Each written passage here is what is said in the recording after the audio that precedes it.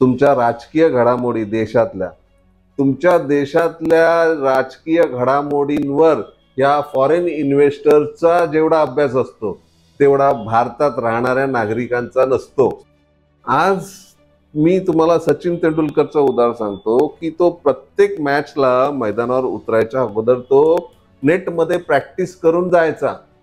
तो एक्सपर्ट किती भले असला तरी त्यांनी एकही मॅच अशी खेळलेला नसेल की त्याने नेट प्रॅक्टिस केली नाही. वाय?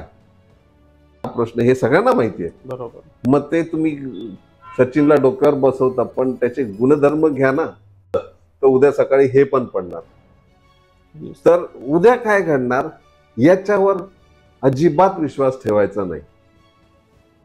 हा पार्ट येतो टेक्निकल अनालिसिस मध्ये किंवा टेक्निकल एज्युकेशन मध्ये आपण याला म्हणू शकतो. नमस्कार सर, उद्योग मार्ग परिवारामध्ये आपलं स्वागत आहे. नमस्कार, माझं नाव राजन बागवे. मी स्टॉक मार्केट या क्षेत्रातलं टेक्निकल रिसर्च हे माझं पहिलंच असं रिसर्च आहे. ते गव्हर्नमेंट ऑफ इंडिया कॉपीराईट विभागाकडनं त्याला अप्रुव्हल मिळालं आहे. कॉपीराईटचा अर्थ ते माझे राईट रिझर्व करतं एवढंच लोकांना माहिती आहे, पण simultaneously it proves the uniqueness and the perfection of particular research. तर तुम्ही यामध्ये रिसर्च केला, तुमचं यामध्ये एक्सपर्टी आहे, तर एक्झॅक्टली स्टॉक मार्केट म्हणजे एक्झॅक्टली काय आहे? स्टॉक मार्केटमध्ये एखाद्याला करिअर करायचं आहे, एक्झॅक्टली काय stock market? What is the meaning of stock market? Stock market म्हणजे इतर जसे मार्केट असतात, जसं कपडा मार्केट आहे, भाजी मार्केट आहे, किंवा आणखीन काही सामानाचं मार्केट आहे, तसंच स्टॉक मार्केट हे एक ठिकाण आहे. आता मार्केटची सुरुवात केव्हा झाली की ह्युमन इव्होल्युशन हे तुम्हाला माहितीच असेल. जसं माणसामध्ये प्रगती व्हायला लागली, माणूस कळपात व्हायला लागला, स्टोन एज नंतर मेटल एज आलं, मेटल एज नंतर माणूस आपल्याकडच्या वस्तू ह्या एकमेकाला देवाण घेवाण करण्यासाठी एका ठिकाणी जमा व्हायचे. बरोबर. बार्टर एक्सचेंज, ते जमा व्हायचे ते ठिकाण म्हणजे मार्केट. एक्झॅक्टली. हे तेव्हा त्या काळापासून मार्केट ही संकल्पना अस्तित्वात आली. आणि मार्केट संकल्पना जेव्हा अस्तित्वात आली त्याच वेळेला डिमांड अँड सप्लाय ही संकल्पना देखील अस्तित्वात आली. अच्छा. कारण जसं डिमांड आहे तसं ते देवाणघेवाण व्हायचे. आता समजा माझ्याकडे तांदूळ आहेत, तुमच्याकडे गहू आहेत.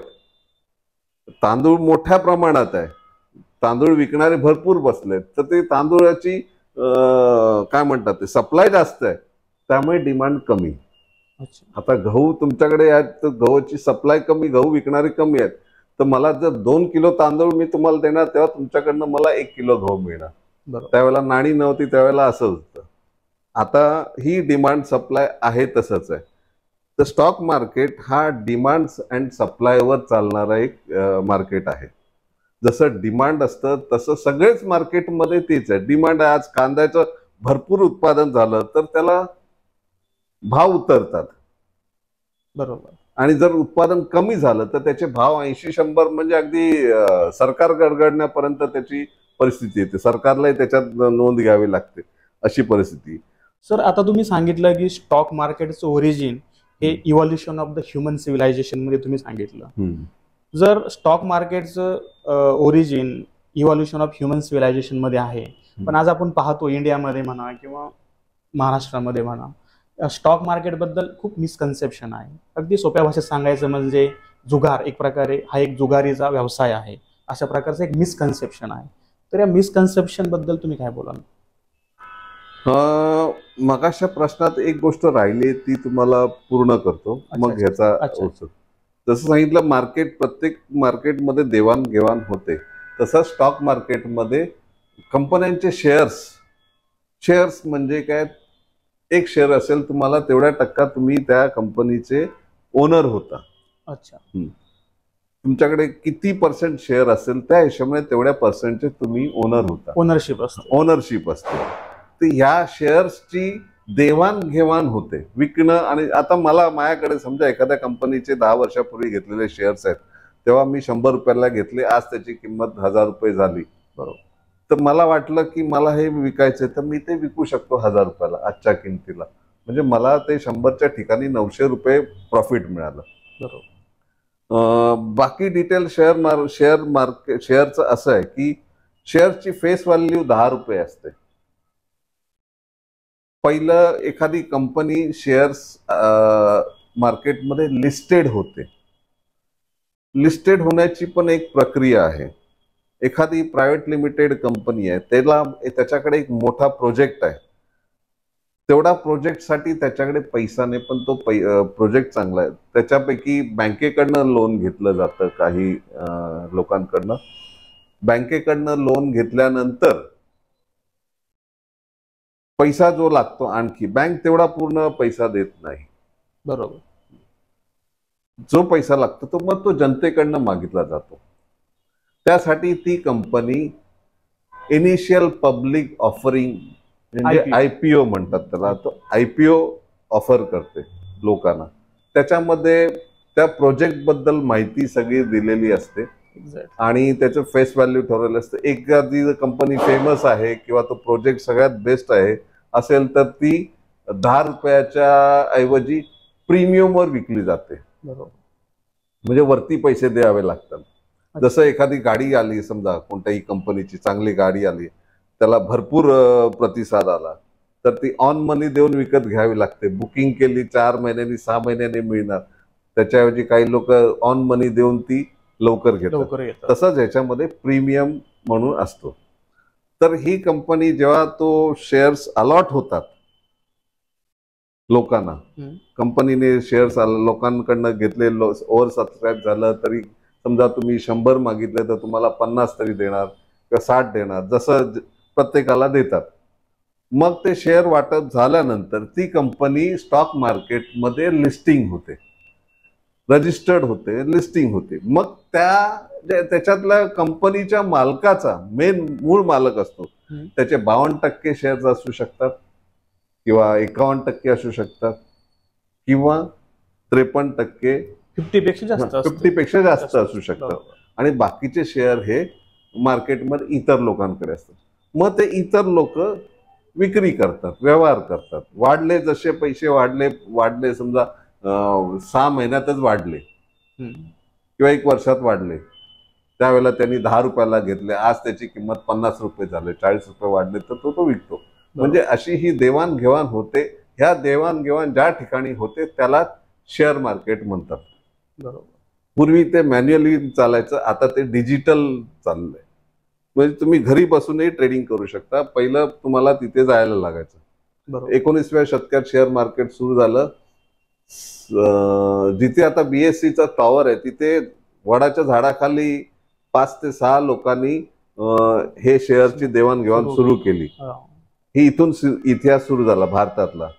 आणि आज त्याच ठिकाणी ही BSE इतकी मोठी बिल्डिंग उभी राहिली. म्हणजे हा इतिहास आहे आपल्या भारतातील शेअर मार्केटचा. तसे भारतात 29 स्टॉक एक्सचेंज आहेत, पण त्याच्यातले फक्त NSE आणि BSE हे मोठ्या प्रमाणात चालतात. आता बहुतेक राज्यात आहे, अहमदाबादला आहे, कलकत्त्याला आहे, मुंबईत तिसरा एक मालाडला डायमंड मार्केट आहे, तिथे पण एक आहे. आता अस्तित्वात असेल की नाही माहिती नाही, पण बऱ्याच ठिकाणी स्टॉक मार्केट आहेत, अजूनही आहेत. 29 एक मार्केट कार्यरत आहे. पण सगळ्यात मोठ्या प्रमाणात चालतात ते BSE आणि NSE. BSE हे ब्रोकर्स यांनी स्थापन केलेलं मार्केट आहे आणि NSE नॅशनल स्टॉक एक्सचेंज हे सरकारने स्थापन केलेलं मार्केट आहे. 1992ला हर्षद मेहताचा घोटाळा जेव्हा उघडकीस आला त्याच्यानंतर भारत सरकारने NSE स्थापन केलं आणि डिजिटलायझेशन केलं. त्यावेळेला BSE पण मॅन्युअली चालत होतं. नंतर NSEला जेव्हा जास्त जोर आला, जास्त लोक याच्यामध्ये आली, तेव्हा BSEने पण डिजिटलायझेशन केलं. आणि हर्षद मेहताच्या घोटाळ्यानंतर एक गोष्ट हे आले की शेअर मार्केट हा प्रकार सामान्य लोकांपर्यंत पोहोचला. आणि आपल्या बँकेमध्ये, आपल्या भारतामध्ये बँका, LIC या जो पैसा नुसता सडवत होत्या त्याही स्टॉक मार्केटमध्ये इन्व्हेस्ट करायला लागल्या. म्हणजे हर्षद मेहताच्या घोटाळ्याने फायदाच झाला असं माझं मत आहे. अवेअरनेस तयार झाली. अवेअरनेस आलं. लोक त्याच्यामध्ये, सामान्य लोक, नोकरदार लोक सुद्धा त्याच्यामध्ये इन्व्हेस्ट करायला लागले. मग सर आता समाजामध्ये सध्या जे मिसकन्सेप्शन आहे या स्टॉक मार्केट किंवा याच्याबद्दल, तर त्या मिसकन्सेप्शन बद्दल काय बोलाल? का मिसकन्सेप्शन आहे ते? मिसकन्सेप्शन असं आहे की लोक ह्याच्याकडे जुगार या दृष्टिकोनातून बघतात.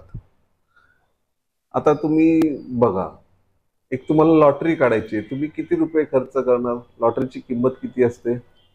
50-100 रुपये एक तिकीट असतं. बरोबर, एक तिकीट. बक्षीस कितीचं असते? करोडोमध्ये असतं. करोडोचं असतं, लाखोचं असतं. दिवाळी बंपर हे हो. ते करोडोचं असतं. ते काय सुपर लोटो वगैरे वगैरे. हो. तुम्हाला लागेल का याची खात्री असते? बिलकुल नसते. पण तुम्हाला लालच असते करोडो रुपयाची. करोडो रुपयांची. एक्झॅक्टली. मग तो काय झाला? जुगार झाला. अच्छा. बरोबर. आता स्टॉक मार्केटमध्ये काही लोक काय करतात, 5,000 रुपयावर 50,000 लाखभर रुपये कमवायचं स्वप्न बघतात. आणि स्वप्न दाखवणारे, ऍडव्हर्टाईज करणारे लोक आहेत. बरोबर. युट्यूबवर आहेत, बऱ्याच ठिकाणी आहेत की हे लोक स्वप्न दाखवतात. Advertisement is nothing but emotional fooling. ही गोष्ट लोकांनी पहिली लक्षात ठेवा. आणि ज्यांना त्याचा अभ्यास नाही, खरं तर शिक्षणाचा कसा पॅटर्न आहे? 10वी, 12वी, ग्रॅज्युएशन, पोस्ट ग्रॅज्युएशन, याचाही अभ्यास तशा प्रकारेच करायला पाहिजे. तसाच अभ्यास करायला पाहिजे. आता ह्याच्यात ऑप्शन ट्रेडिंग हे सगळ्यात कठीण आहे. म्हणजे पोस्ट ग्रॅज्युएशन म्हटलं तरी हरकत नाही. अच्छा. लोक पोस्ट ग्रॅज्युएशन डायरेक्ट शिकायला जातात. शिकवणारे शिकवतात, शिकणारे शिकतात. कारण त्यांना 5,000 रुपयामध्ये 50,000 लाखभर रुपये कमवायचे असतात आणि ते लॉसेस करून बसतात. सेबीचा रिपोर्ट आहे, 90% लोक त्याच्यामध्ये लॉस करतात. तुम्ही गुगलवर सर्च करा. पण याच्यावर सरकारचं काही निर्बंध नाही किंवा काय नाही. सेबी रिपोर्ट देऊन गप्प बसली आहे. पण याच्यावर पुढे काय करायचं, ह्याचा काहीतरी प्रॉपर अभ्यासक्रम असावा, याचा सरकारने अजूनही विचार केला नाही. मी तर म्हणेन की हे कॉलेजेसमध्ये जर सिलेबसमध्ये याचा अभ्यासक्रम घेतला तर नोकरी शोधणारे, नोकरी नाही मिळाली तर याच्यातच पडतील. बिलकुल बिलकुल. तर आता आपण पाहतो की वेगवेगळ्या फील्ड आहेत. आर्ट असेल, कॉमर्स असेल, सायन्स असेल, अशा वेगवेगळ्या फील्डमध्ये अनेक करिअर ऑपॉर्च्युनिटीज आहेत, म्हणजे जॉब आपण करू शकतो. पण तुम्ही आता म्हटल्याप्रमाणे की याचा एक वेगळा सिलेबस हवा, याचा एक वेगळा कोर्स हवा, याचं एक वेगळं सर्टिफाईड असा काहीतरी कोर्स हवा. तर मग स्टॉक मार्केटचं वेगळेपण काय बाकीच्या जॉबपेक्षा? ॲज अ स्टॉक मार्केटकडे जर आपण करिअरच्या दृष्टीनं पाहिलं तर याचं वेगळेपण काय आहे?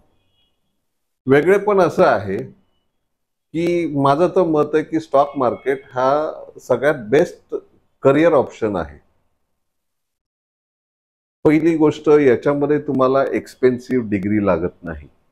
बरोबर. आजकाल MBA करायचं 5 लाखापासून 25 लाख, 5 लाख ते 25 लाख रुपये तुम्ही खर्च करून तुम्ही गॅरंटी तुम्हाला आहे का की तुम्हाला 12 लाखाचा पॅकेजची नोकरी मिळेल? 20 ते 25 हजारावर नोकरी करावी लागतात. एक ॲस्ट्रोम म्हणून एक संस्था आहे, त्यांचा रिपोर्ट आहे 14-15चा, की त्यावेळेला 10,000 रुपये पगार मिळायचा MBA पास केलेल्याला. बरोबर.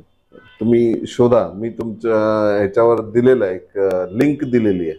अच्छा. हा, ती लिंक जर तुम्ही पाहिली असेल हे करून, तर त्याच्यामध्ये त्या संस्थेचा रिपोर्ट आहे तो. तर पहिली गोष्ट, आज असं आहे की नोकरी म्हटल्यावर 15-20 हजार. आज ग्रॅज्युएट माणसाला नोकरी मध्ये कोणी ठेवत नाही. आज सिक्युरिटी मध्ये सुद्धा काम करावं लागतं. नोकऱ्यापेक्षा वर्कफोर्स जास्त आहे आपल्या देशात. बरोबर. लोकसंख्या प्रचंड आहे, त्यामुळे नोकऱ्या कमी आहेत. आणि काय होतं, त्याचा नोकरी देणारे त्याचा गैरफायदा घेतात. म्हणजे जिथे तुम्हाला 50,000 रुपये पगार द्यावा लागतो तुमच्या मेहनतीचा, मेहनताना हा 50,000 आहे, तिथे 30,000 मध्ये, 20,000 मध्ये पण करायला लोक तयार आहेत. मग त्याचा फायदा कोण उचलतात? ज्यांचा व्यवसाय आहे ती लोक. जे व्यावसायिक आहेत ते उचलतात.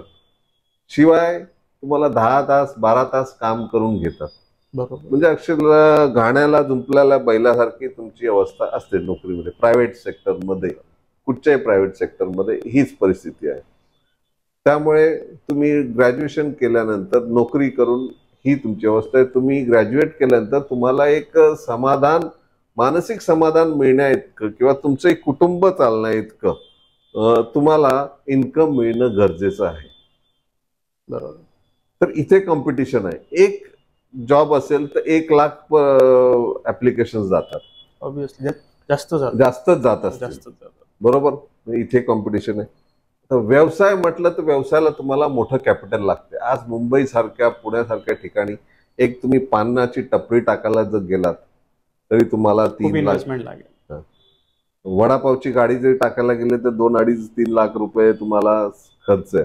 रजिस्ट्रेशन फीस वगैरे तो सगळा वेगळा. म्हणजे मॅन्युफॅक्चरिंग तिथे तुम्ही गाडी उभी केली, तुम्हाला आठवायला येणार, तुम्हाला ते अंडर टेबल द्यावं लागतं वगैरे, हे सत्य आहे.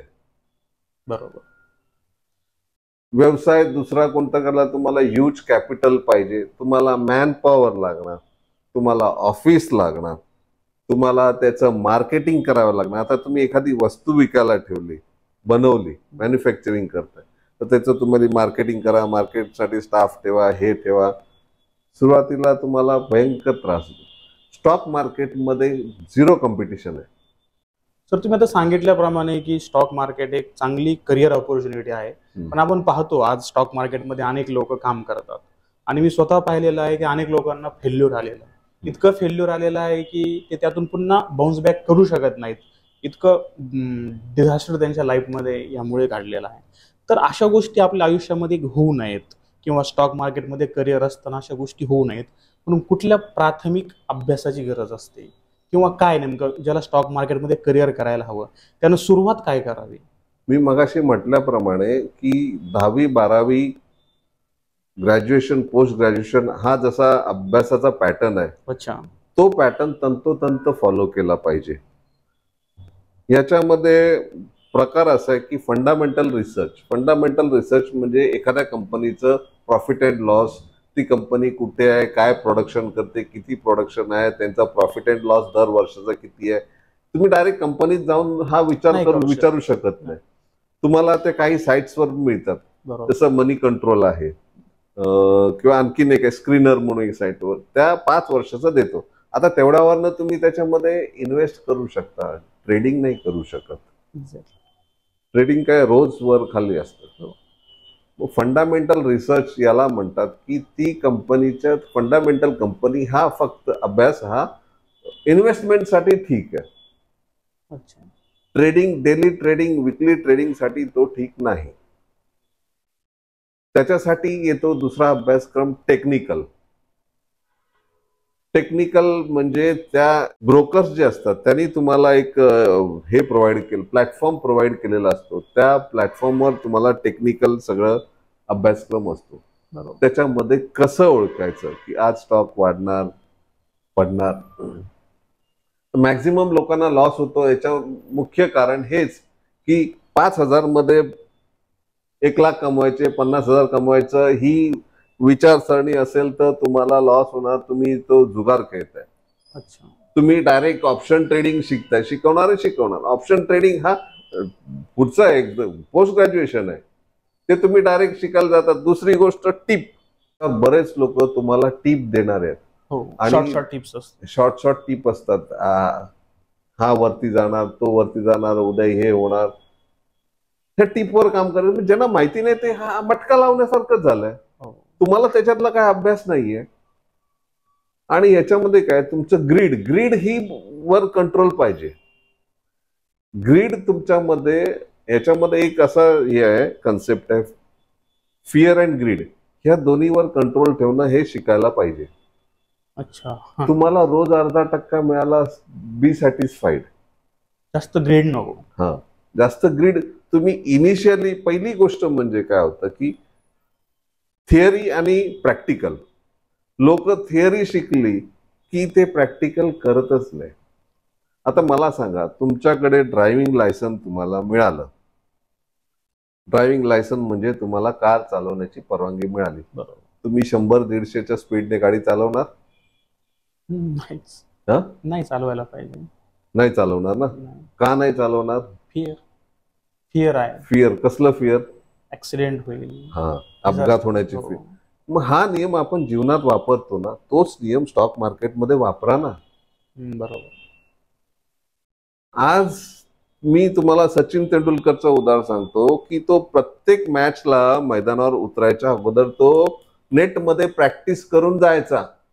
तो एक्सपर्ट किती भले असला तरी त्यांनी एकही मॅच अशी खेळलेला नसेल की त्याने नेट प्रॅक्टिस केली नाही. वाय? प्रश्न हे सगळ्यांना माहिती आहे. बरोबर. मग ते तुम्ही सचिनला डोक्यावर बसवता, पण त्याचे गुणधर्म घ्या ना. बरोबर. थोडक्यात तुमचं असं म्हणणं आहे की यामध्ये नॉलेज घ्या, त्यामध्ये एक्सपर्टीज व्हा अगोदर, आणि मग या फील्डमध्ये स्टेप बाय स्टेप उतरा. त्यामध्ये बॅलन्स करा, फिअर आणि ग्रीड दोघांमध्ये बॅलन्स करता आला पाहिजे. थिअरी शिकून प्रॅक्टिकल्स करत नाही तर मग तुम्हाला लॉस होणार. आणि शिवाय तुम्ही मोबाईलवर ट्रेडिंग कधीच करायचं नाही. अच्छा. मोबाईल एवढ्यासारख्या कंपन्यांचा तुम्ही मोबाईलवर काय अभ्यास करणार? मोबाईलच्या ऍडव्हर्टाईज किती येतात की तुम्ही हे बाय अँड सेल बघा आणि प्लस करा, अरे मी एवढे कमवले. हे सगळं फेक आहे. बरोबर. हे सगळं धादांत खोटं आहे. ऍडव्हर्टाईज कोणी साबण लावून गोरं होतं का, किंवा ते क्रीम लावून गोरं होतं का? नाही ना. मग तेच ह्याच्यामध्ये ऍडव्हर्टाईज करणार आहे. बरेच लोक असेही advertise, penny stock, multi bagger, हा जो प्रकार आहे हा लोकांना स्पॉन्सर्ड केलेलं असतं की तुम्ही टीव्ही बघून, टीव्हीवर 24 तास ओरडतात. बरोबर. हे दीज आर स्पॉन्सर्ड पीपल. त्यांना स्पॉन्सरशिप असते की तुम्ही माझ्या कंपनीच्या नावाने ओरडा. त्याच्यावर बघून सुद्धा लोक खरेदी करतात, विक्री करतात. बरोबर. ऍक्च्युली स्टॉक मार्केटमध्ये खरेदी विक्री करायच्या इंटरनल न्यूज, इंटरनल माहितीवरच स्टॉक मार्केट चालतं. हे जे मोठमोठे इन्व्हेस्टर आहेत त्यांना FII, फॉरेन इन्व्हेस्टिंग इन्स्टिट्यूट, आणि DII, डोमेस्टिक इन्व्हेस्टमेंट इन्स्टिट्यूट, ह्या लोकांकडे टीम असते. ह्या टीम त्या कंपन्यांशी संपर्क करतात, त्यांच्याकडनं माहिती मिळतात की बाबा ह्या 3 महिन्याचा तुमचा प्रोजेक्ट रिपोर्ट काय, हे काय, ते काय. ह्या सगळ्या इंटरनल न्यूजवरच स्टॉक मार्केट चालतं. नाहीतर काय कोण करणार? लाखो, करोडो, अब्जो रुपयाची इन्व्हेस्टमेंट उलाढाल करतात. कशाच्या बेसवर? ते पण त्यांच्या ऑफिसमध्ये बसून करतात. बरोबर. आणि आपण घरी करतो. तर त्यांच्याकडे ते कशाच्या जीवावर करतात आणि आपण कशाच्या जीवावर करतो? आपण फक्त कोणीतरी टीप सांगितली म्हणून ब्लाइंडली घेतलं, मटका झाला तो. आणि ते प्रॉपर रिसर्च करतात. ते प्रॉपर रिसर्च करतात. इव्हन त्यांचा रिसर्च हा प्रकार असतो तुमच्या जागतिक घडामोडी, त्याचाही याच्यावर प्रभाव होतो. तुमच्या राजकीय घडामोडी देशातल्या, तुमच्या देशातल्या राजकीय घडामोडींवर या फॉरेन इन्व्हेस्टरचा जेवढा अभ्यास असतो तेवढा भारतात राहणाऱ्या नागरिकांचा नसतो. बरोबर. त्या घडामोडींच्या वरच अवलंबून मार्केटमध्ये ते अब्जो रुपये टाकतात. वेडे नाहीत ते लोक. बरोबर. ते म्हणतात ना की डोमेस्टिक पॉलिटिक्स आणि इंटरनॅशनल इकॉनॉमी दोघांचं फार जवळचं नातं असतं. दुसरी गोष्ट आहे की एक प्रचलित गोष्ट आहे की उद्या अमुक एक स्टॉक वाढणार आहे आणि अमुक एक स्टॉक पडणार आहे, असं युट्यूब किंवा इतर सगळ्यांचं जो प्रेडिक्शन करण्याचा प्रकार, याला प्रेडिक्शन म्हणू शकतो. बरोबर. आज मार्केट संपल्यावर उद्या मार्केट सुरू होईपर्यंत एका रात्रीत बराच उलाढाली घडतात. हो, एका रात्रीत बऱ्याच उलाढाली घडतात. अगदी अमेरिकेमध्ये काय झालं, जागतिक उलाढाली असतात किंवा स्टॉक मार्केट मधल्या उलाढाली असतात. अमेरिकेतलं आता आज इथलं बंद झालं, रात्री अमेरिकेतलं पडलं तर उद्या सकाळी हे पण पडणार. तर उद्या काय घडणार याच्यावर अजिबात विश्वास ठेवायचा नाही. आता आज याच्यामध्ये काही हे असतात, पॅटर्न्स असतात, हे तयार करणारे ही शेअर मार्केटमध्ये जे आहेत मार्केटवाले तेच पॅटर्न तयार करतात. त्याच पॅटर्नवर आपण सगळ्यांना माहिती असतं की हा इथून वाढणार आहे किंवा हा इथून पडणार आहे. आणि आपण त्याच्यामध्येच आपण उद्या ट्रेड करायचं ठरवतो. आज कन्फर्म करतो, उद्या ह्याच्यात ट्रेड करायचं. आता मानसिक तयारी असते ते करायचंय. पण काय होतं की उद्या दिसतं की तो स्टॉक गॅप अप ओपन झालेला असतो किंवा गॅप डाऊन ओपन झाला. हा एक प्रकार आहे याच्यामधला. मग जिथे तुम्हाला कमवायचं आहे, जिथे तुम्ही स्टॉक हे करणार आहे, जिथे एंट्री घेणार आहे, तो एरिया तो गायबच झालेला असतो. बरोबर. स्टॉक्स इथे बंद झाला तर तो इथे ओपन होणार, वरती ओपन होणार किंवा खाली बंद होणार. हे डिमांड अँड सप्लायवर असतं. याच्यामध्ये आणखीन बऱ्याच गोष्टी आहेत, ते मी शोध लावलेला आहे. त्यामुळे स्टॉक मार्केटमध्ये तुम्हाला डे ट्रेडिंग हे सगळ्यात कठीण आहे. माझं रिसर्च आहे ते हे डे ट्रेडिंगवरच आहे. म्हणून मी म्हणतो की ह्याच्यामध्ये तुम्ही करिअर करू शकता. तुम्ही day trading, intraday, weekly, monthly कमाई कसं करायचं ह्याच्यामध्ये आहे. तुमचं सकाळी मार्केट सुरू झाल्यानंतर पहिल्या अर्ध्या तासात काही हालचाली दिसल्या की त्या स्टॉक्समध्ये तुम्ही एंट्री घ्या. स्टॉक मार्केटमध्ये टेक्निकल जरी असलं तरी याच्यामध्ये सायकोलॉजी 70-80% काम करते. बरोबर. ही सायकोलॉजी ह्याच्यामध्ये जास्त काम करते आणि मॅक्सिमम लोक सायकोलॉजी शिकवत नाही. सायकोलॉजी म्हणजे तुम्ही उद्या वाढणार असं जेव्हा आज सांगता किंवा उद्या मार्केटमध्ये काय होतं की ते तुम्हाला तिथे मुवमेंट केल्यानंतर ह्याच्यामध्ये जे हा पार्ट येतो टेक्निकल अनालिसिस मध्ये किंवा टेक्निकल एज्युकेशन मध्ये आपण याला म्हणू शकतो. हे आता आपल्याला काहीच कळणार नाही. माझं जे रिसर्च आहे ते याच्यावर आहे. हे जे लाल हिरवे जे दिसत आहेत ह्या कॅन्डल्स आहेत. अच्छा. याला कॅन्डल्स म्हणतात. मी तुम्हाला मार्क करून दाखवतो. ही रेड कॅन्डल बरोबर मार्क केली ती व्हाईटने. ही कॅन्डल दाखवते की आज मार्केट हा कोणतं आहे, ॲक्सिस बँक, हे 1194 वर होतं. तिथून खाली पडलं 1185 वर, म्हणजे एवढं खाली उतरला. अच्छा. हा स्टॉक म्हणजे रेड लाईन जी आहे ती स्टॉक कमी झाल्याची आहे. रेड लाईन जी दाखवते ती स्टॉक कमी झाला. हा कलर आपण कोणताही देऊ शकतो म्हणा. पण हे रेड म्हणजे उतरला आणि ग्रीन म्हणजे वाढला. आता हे एक आता मी तुम्हाला दाखवतो ग्रीन. आता हा ग्रीन इथे वाढला आणि हा सतत 3 दिवस वाढतोय. ह्याच्या 3 कॅन्डल, प्रत्येक कॅन्डल वाढतोय. या प्रत्येक कॅन्डलचं इथे पर्सेंटेज दाखवलं. आता मी इथे कॅन्डलवर हे ठेवलं, तुम्हाला पर्सेंटेज आलं, हे पर्सेंटेज दिसतं. तर हा कॅन्डलचं सगळं हे वेगवेगळ्या प्रकारे कॅन्डल आहेत.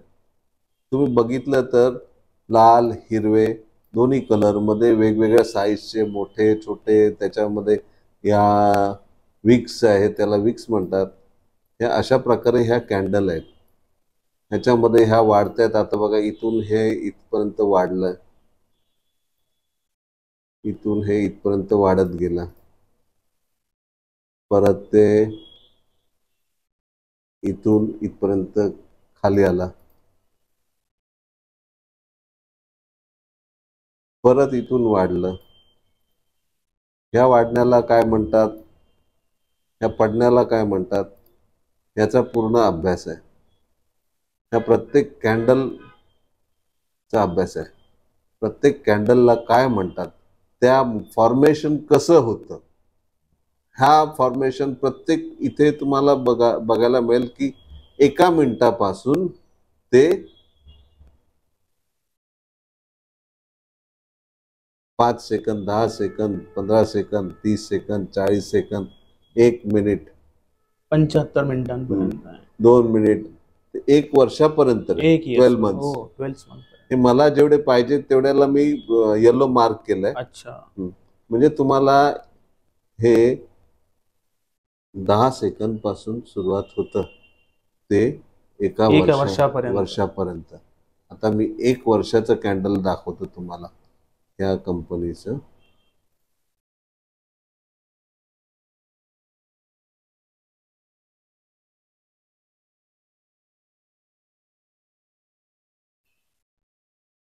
हे दाखवत, हे खाली वर्ष दाखवणार 1 जानेवारी. किती दिसते, 98 98. 1 जानेवारी 98 पासून ही कंपनी, हे बाकीचं मी काढून टाकतो, 1 जानेवारी 98 पासून हा जो सुरुवात झाला, ह्याचा चढ उतार कसा झाला, ते आजच्या घडीला याची किंमत काय. 1 जानेवारी 98ला हा 3 रुपये 40 पैसे मार्केटमध्ये सेल होता. आज त्याची किंमत 1220 रुपये 85 पैसे झाले. बरोबर. आता ऍडव्हर्टाईज करणारे काय सांगतात, तुम्ही या दिवशी किंवा या वर्षी जर घेतला असतात, आज तुम्ही अब्जोपती झाला असता. एक्झॅक्टली मार्केटमध्ये अब्जोपती झाला असता. म्हणजे काय, तुम्हाला एक लालच दाखवलं जातं. एक्झॅक्टली. मग तुमच्या लालचवर तुम्ही कंट्रोल करायला पाहिजे की बाबा झालो तर नाही. बरोबर. मग त्याच्यासाठी काय करावं लागतं ते तुम्हाला सांगत नाही. एक्झॅक्टली. मग ह्या लालचवर पहिलं, याच्यामध्ये फिअर अँड ग्रीड हे 2 प्रकार आहे. हे तुमच्या कंट्रोलमध्ये तुम्ही ठेवायचं, तुमचं फिअर आणि तुमचं ग्रीड. फिअर म्हणजे कसं असतं की याच्यामध्ये तुम्ही ट्रेड करते वेळी, इन्व्हेस्ट करते वेळी तुम्हाला इथे, आता समजा हा स्टॉक वाढलाय, मी उदाहरणार्थ सांगतो, हा स्टॉक इथपर्यंत वाढलाय, बरोबर, हा, आणि तुम्हाला वाटतं की घ्यावं, हा आणखीन इतका वाढेल. बरोबर. आता मी ही जी लाईन आहे ही वरपर्यंत देतो, इथपर्यंत वाढेल असं तुम्हाला वाटतं, तुम्ही इथे विकत घेतला. एक्झॅक्टली. हा, बरोबर. पण हा तिथे न वाढता खाली पडला, मग तुम्ही काय करणार? लॉस झाला. लॉस होणार आहे. बरोबर. मग हे काय होणार? हे तुम्ही, कोणीतरी तुम्हाला माहिती दिली, अरे हे बढेगा, टीव्हीवर सांगितलं किंवा युट्यूबवर सांगितलं, अरे तुमच्याकडे हे असले असते तर एवढे पैसे झाले असते. पण तुम्ही त्याचा अभ्यास न करता, कोणीतरी सांगितलं, तुमचे कान भरले, मी ह्या शब्दात म्हणेन, तो टीव्हीवाला असो, युट्यूबवाला असो किंवा तुमचा मित्र असो, कोणाही असो, त्यांनी तुमचे कान भरले, तुम्ही पैसे घातले त्याच्यामध्ये, तुम्ही 2 लाख घातले आणि तो स्टॉक पडला खाली. मग काय झालं? तुमचं नुकसान झालं. तर तुम्ही काय केलं? अभ्यास न करता एक तुमच्या मनात लालच निर्माण झालं. मराठीत काय म्हणतात त्याला? लालच, लोभ निर्माण झाला तुमच्यात. मग ह्याच्यासाठी तुम्ही अभ्यास करणं गरजेचं आहे. बरोबर. आणि ह्याच्यामध्ये कॉम्पिटिशन नाही. तुम्ही घरी बसून कोणीही करू शकतो, कोणीही शिकू शकतो. फक्त तुमचं बौद्धिक परिपक्वता पाहिजे. आणि बुद्धीच्या बाबतीत मी एक म्हणेन की पटो अथवा न पटो, माझं एक संशोधन आहे म्हटलं तरी हरकत नाही. जसा शारीरिक आळशीपणा असतो, रोज लोक ठरवतात की मी सकाळी उठेन, जॉगिंग करेन, वॉकला जाईन, पण जात नाही, होत नाही. बरोबर. तो आळशीपणा झाला. तसं बौद्धिक आळशीपणा पण असतो. अरे कोण डोकं वापरेल, काय करायचंय डोकं वापरून, बरोबर, हा बौद्धिक आळशीपणा आहे. एक्झॅक्टली. आज तुम्हाला अंग मेहनतीला पैसा नाहीये, आज पैसा आहे तो याला आहे, बुद्धीला आहे. आज तुम्ही एम इंडिकेटर म्हणून मुंबईचं ऍप आहे, वेळापत्रक सगळ्या गाड्यांचं दाखवतं, त्याने बुद्धीचा वापर केला, करोडो छापतोय तो. असे बरेच जण आहेत. आयडियाज क्रिएट झाल्या. आता ते AI टूल्स आलं, आर्टिफिशियल इंटेलिजन्स, काय आहे? हे बुद्धीचा वापर आहे, पैसा मिळतोय.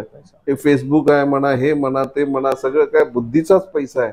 आज अंग मेहनतीला पैसा नाही, त्यामुळे माणसाने अंग मेहनतीकडे वळूच नाही.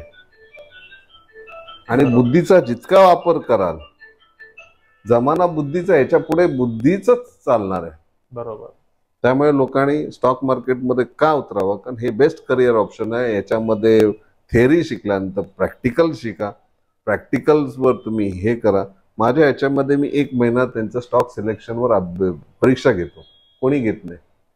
तर समजा एखाद्याला जर या स्टॉक मार्केटमध्ये करिअर करायचं असेल, प्रत्येक जण या स्टॉक मार्केटबद्दल माहिती घेण्यासाठी शोध घेत असतो, क्लासेस लावतो किंवा कुठल्या प्रशिक्षण शिबिराला वगैरे हजेरी लावतो.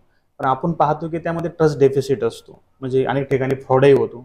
तर असं कोणाला जर याबद्दल मार्गदर्शन घ्यायचं असेल तर त्यानं काय काळजी घेतली पाहिजे की जेणेकरून तो फसवला जाऊ नये? आणि याचबरोबर तुम्ही क्लास घेता किंवा तुम्ही सुद्धा प्रशिक्षण देता, तर इतरांपेक्षा तुमचं वेगळेपण काय आहे किंवा तुमची शिकवण्याची पद्धती काय आहे, याबद्दल जरा थोडीशी विस्तृत माहिती द्या. आता याच्यामध्ये असं आहे की कोणाला क्लासेस करायचे असेल तर 2 दिवसात शिका, 5 दिवसात शिका, 15 दिवसात शिका आणि करोडो कमवा, अशा ज्या ऍडव्हर्टाईज येतात त्या विसरून जावं. अच्छा. त्यांना पाहूच नाही. पहिलं म्हणजे तुम्हाला डायरेक्ट करोडपती बनायचं आहे, ह्या ज्या वल्गना केल्या जातात, त्याच्यात पासून तुम्ही लांब राहायचं. शॉर्ट टर्म बेनिफिट पूर्णपणे दूर ठेवायचं. शॉर्टकट कोणत्याही गोष्टीसाठी वापरू नका. बरोबर. तुम्हाला समजा एखाद्याकडे जायचंय, तुमचं काय याच्यामध्ये रिसर्च आहे का किंवा काय तुम्ही केलंय का, शिकवणाऱ्याने ऑथेंटिकेटेड काय आहे का. आता आपण एका डॉक्टरकडे जातो, तो MBS असेल तर तो त्याची डिग्री सर्टिफिकेट लावतो. एक्झॅक्टली. कॉलेजचं प्रमाणपत्र असते कॉलेज शिकायला गेलं, हे कॉलेज मान्यता आहे, या शाळेला मान्यता आहे. शाळा पण फेक आहेत, कॉलेजेस पण फेक आहेत. बरोबर. हे तर फेकच आहे. ह्या गोष्टी विचारा. परत ते 4 दिवसात, 5 दिवसात, 10 दिवसात, 15 दिवसात शिका म्हटलं तर तुम्ही त्याच्याकडे जाऊच नका. आयुष्य संपेल, तुमचा अभ्यास संपणार नाही. इतका मोठा अभ्यास आहे, एवढा मोठा अभ्यास आहे स्टॉक मार्केटचा. अगदी म्हणजे तुम्ही जगातल्या स्टॉक मार्केटचा अभ्यास करायला गेलात तर. कारण याचं काय, रोजचा तुमचा अभ्यास असतो, रोजचा. ह्याच्यामध्ये तुमचा रोज भाव कॉपी म्हणून NSE ची वेबसाईट आहे, त्याच्यावर तुम्हाला रोजची भाव कॉपी येते. मार्केट संपलं तो तुम्ही वाचा. ते वाचलं पाहिजे, कोणत्या स्टॉकमध्ये कधी वाढ झाली, काय झाली, काय झालं. ह्याच्यामध्ये तुम्हाला ABCD पासून सुरुवात करायला पाहिजे. ABCD पासून. आणि तुम्ही MBA ला किती वर्ष देता? 2 वर्ष. 2 वर्ष. त्याच्या एंट्रन्ससाठी किती देता? 6 महिने. त्याच्यासाठी तुम्ही 25 lakh, 5 lakh. First attempt fail झाला तर सेकंड अटेम्प्ट, थर्ड अटेम्प्ट, ते वेगळं. शिवाय तुम्ही राहता त्या ठिकाणी नाही केलं, तुम्ही ती दुसऱ्या जिल्ह्यात जाऊन करताय, ते खाण्यापिण्याचा खर्च करताय, राहण्याचा खर्च करताय. ते जर 5 लाख रुपये तुम्ही याच्यामध्ये कॅपिटल वापरा आणि डेली तुम्ही लाख रुपयापेक्षा जास्त कमवू शकता. मी गॅरंटी देतो. माझ्या रिसर्चवर आधारित जर तुम्ही कोर्स शिकलास तर मी तुम्हाला फी रिफंड गॅरंटी देतो. याच्यामध्ये मी इन्व्हेस्टमेंट शिकवणार, म्हणजे फंडामेंटल काय करायचं ते शिकवणार, प्लस टेक्निकल शिकवणार. मी जसं शिकवणार, मी 2 तास शिकवणार, तर तुम्ही त्याचं लाईव्ह मार्केटमध्ये प्रॅक्टिकल सुरुवात करायचं from the second day. Practical सुद्धा तुम्ही शिकवणार. प्रॅक्टिकल कसं करायचं ते मी शिकवणार. कारण तो 8 तास कोणीही शिकवू शकणार नाही. ऑब्व्हियसली नाही शिकवू शकणार. कारण तुम्हाला काय करायचंय, तुम्हाला आज एक गोष्ट करायची आहे, तर तुम्ही हे ऑब्झर्व करा. एक्झॅक्टली. तुम्ही किमान 5 तास हे ऑब्झर्व करा. तुम्हाला काम करायची सवय लागली पाहिजे. जसं मी म्हटलं की 8 तास तुम्ही नोकरी करायची तुम्ही मानसिकता ठेवता, तेव्हा तुम्ही नोकरीला शोधायला जाता. बरोबर. मग इथे तुम्ही द्या ना 5-6 तास, 2 तास शिकण्याचे घ्या, आणि तुम्हाला जे मी सांगेन त्या प्रकारे तुम्ही प्रॅक्टिकल करा, ऑब्झर्व करा, प्रॅक्टिकल करा, नोट करा. सर, आता तुम्ही स्टॉक मार्केटमध्ये एवढा रिसर्च केलेला आहे, तर स्टॉक मार्केटच्या अभ्यासासाठी तुम्ही जो कोर्स तयार केलेला आहे, त्या कोर्समध्ये कुठले कुठले पिलर्स असतील, म्हणजे कुठले कुठले टॉपिकचा तुम्ही एक्झॅक्ट स्टडी घेणार आहात?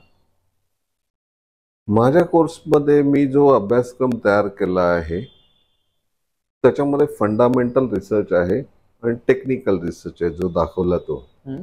याच्या व्यतिरिक्त मी ज्याला शिकायचं असेल त्याला पहिलं डीमॅट आणि ट्रेडिंग अकाउंट ओपन करावं लागतं. अच्छा.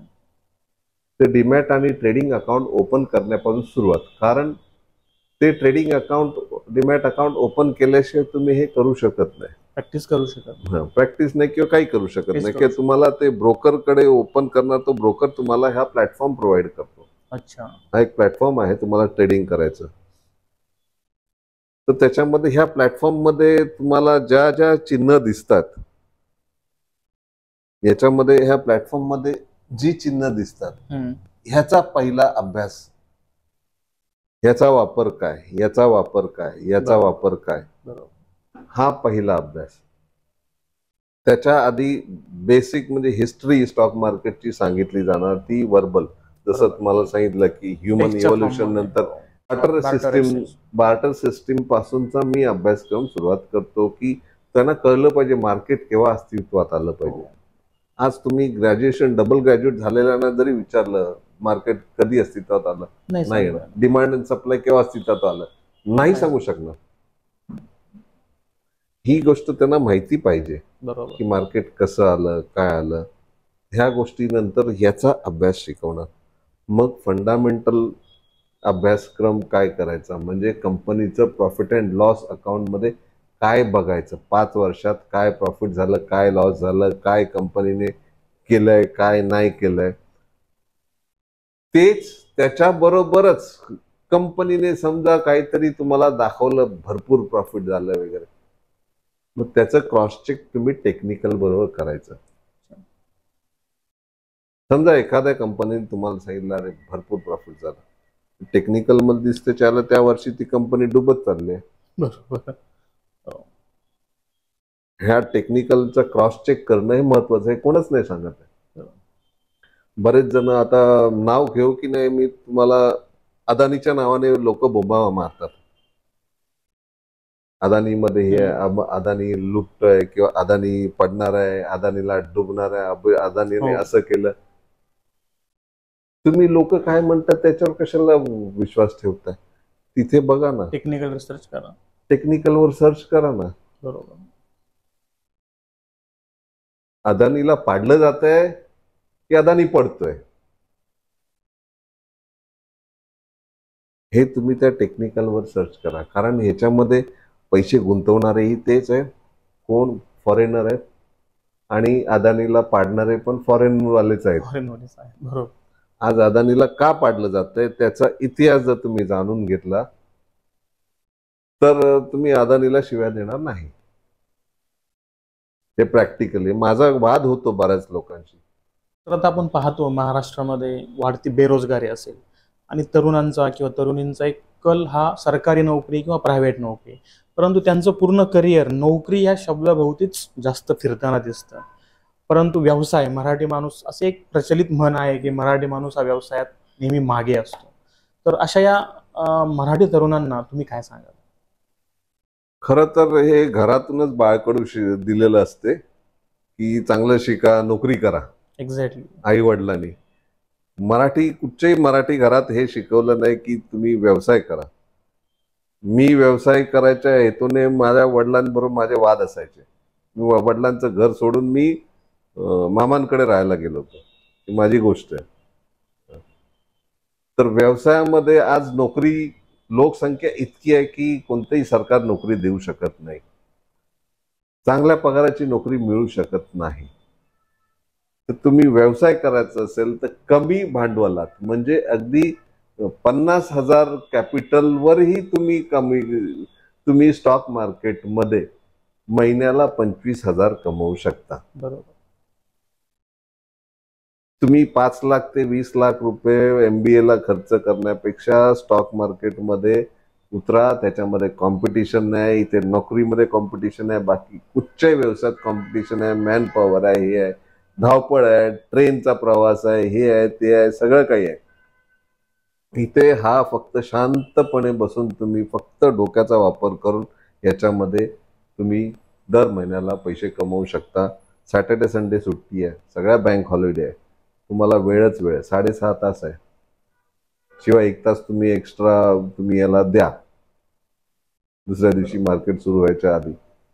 माझ्या मते तर सगळ्यात बेस्ट ऑप्शन व्यवसायाचा, नोकरीपेक्षा किंवा इतर मोठ्या व्यवसायापेक्षा स्टॉक मार्केटच आहे.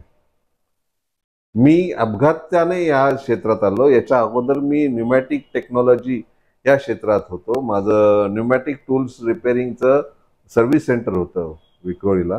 Godrej was my major client. Godrej, L&T, Mukund iron and steel, पुण्यातली अल्फा लावल, पुण्यातली कल्याणी थर्मल, ट्रिनिटी इंजिनियर्स हे माझे क्लायंट्स होते. पण मला ही जर कल्पना तेव्हा सुचली असती तर मी उगाच एवढी वर्ष मगजमारी केली असं मला वाटतं. बरोबर. त्या धंद्यापेक्षा हा बेस्ट. धन्यवाद सर, तुम्ही आपल्या उद्योगमार्ग परिवारामध्ये आलात आणि आमच्या प्रेक्षकांना मुलाचं मार्गदर्शन केलं, त्याबद्दल आपले खूप खूप धन्यवाद. तुमचा जो अनुभव आहे किंवा तुमची जी एक्सपर्टीज आहे तुमच्या बोलण्यामधून दिसतच आहे. मित्रांनो, तुमच्यापैकी कोणालाही जर शेअर मार्केटमध्ये करिअर करायचं असेल तर सर स्वतः मार्गदर्शन करतात. तर तुम्हाला जर सरांचं मार्गदर्शनाची आवश्यकता असेल किंवा हवं असेल तर स्क्रीनवरती सरांचं नाव आणि सरांचा नंबर दिलेला आहे, त्यांच्याशी तुम्ही संपर्क करून त्याबद्दलची माहिती तुम्ही घेऊ शकता आणि शेअर मार्केटमध्ये तुमचं करिअर जर करायचं असेल तर त्याची सुरुवात तुम्हाला इथून एक चांगल्या प्रकारे होऊ शकते, याची खात्री आज सरांच्या बोलण्यामधून नक्कीच झालेली असेल. तर मित्रांनो, आपण आजच्या व्हिडिओमध्ये पाहिलं की सरांनी कसं त्यांच्या आयुष्यामध्ये अनेक अपडाऊन्स आले आणि तिथून ते शेअर मार्केट या क्षेत्रामध्ये आले आणि तिथून त्यांनी त्यांचा अभ्यास सुरू केला, त्यावरती रिसर्च केला आणि त्यांच्या नावे कॉपीराईट सुद्धा आहे. तर जिद्द आणि मेहनतीच्या बळावरती अशा गोष्टी अनेक माणसं करत असतात. तर तुम्ही सुद्धा शेअर मार्केटमध्ये जर तुम्हाला करिअर करायचं असेल तर तुम्ही सुद्धा एक पाऊल उचलू शकता, मार्गदर्शन घेऊ शकता, रिसर्च बेसवरती तुमचं स्वतःचं करिअर घडवू शकता. आपल्या चॅनलला लाईक करा, सबस्क्राईब करा आणि कॉमेंट करायला विसरू नका, शेअरही करा. तोपर्यंत नमस्कार. येणाऱ्या काळामध्ये सुद्धा आम्ही तुमच्यासाठी अशाच नवीन उद्योजकांच्या प्रेरणादायी गोष्टी घेऊन येणार आहोत, ज्या तुम्हाला तुमचं करिअर घडवण्यामध्ये मार्गदर्शन करत राहतील. तोपर्यंत नमस्कार. नमस्कार. माझी मुलाखत घेतल्याबद्दल मी आपला आभारी आहे. धन्यवाद सर. धन्यवाद.